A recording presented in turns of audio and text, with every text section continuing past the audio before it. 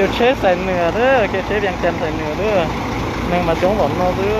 đi tết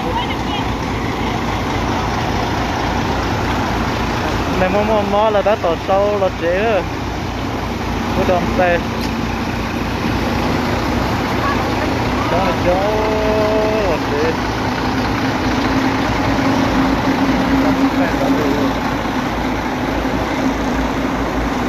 chúng ta là rất chiều chế đang chăn xài nửa đó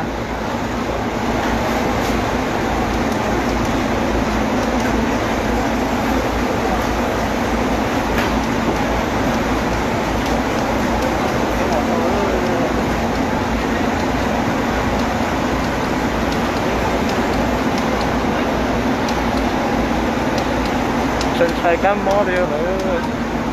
cá mó chỗ lọt gì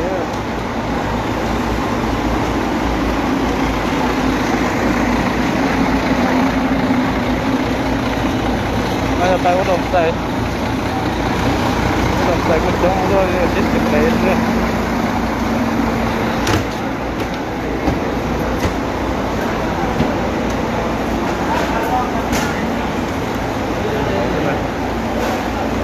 hôm nay tính chơi chết à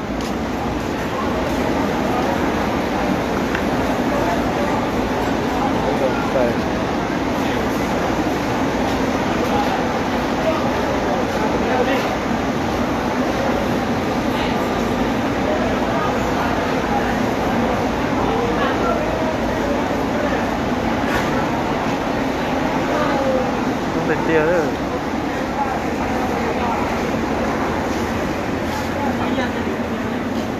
chẳng mà phía trên tàu chiều xưa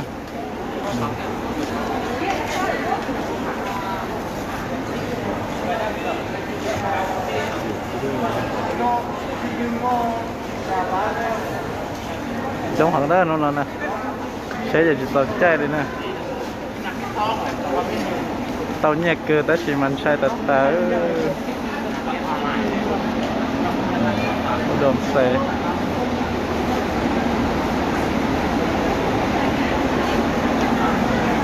vàng nữa nè cái cho tính chơi chế ta được phải chống bọn nó được cái tuyệt tế nó có mùa hậu đi chống sắp là chống sắp trên mai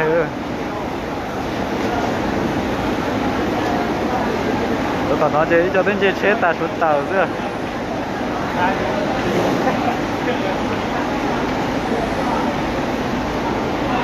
khổng thật chúng ta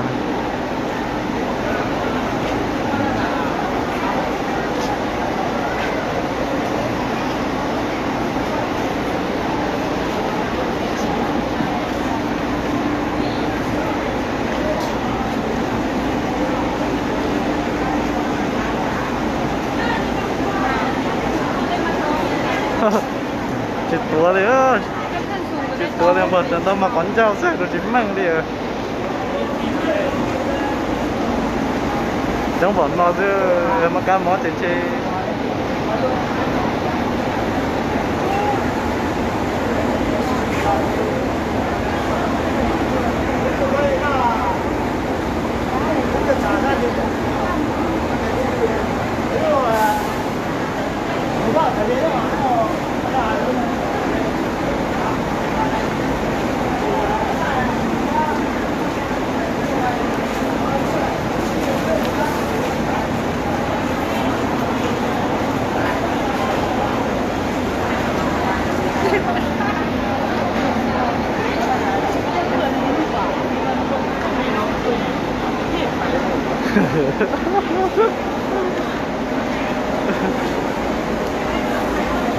Chúng được chia ở tất sinh chế này, tại xăm nền nó này.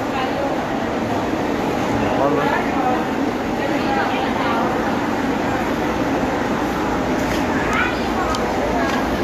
Một cái chai chào á. Một cái nó vào bánh chào nữa.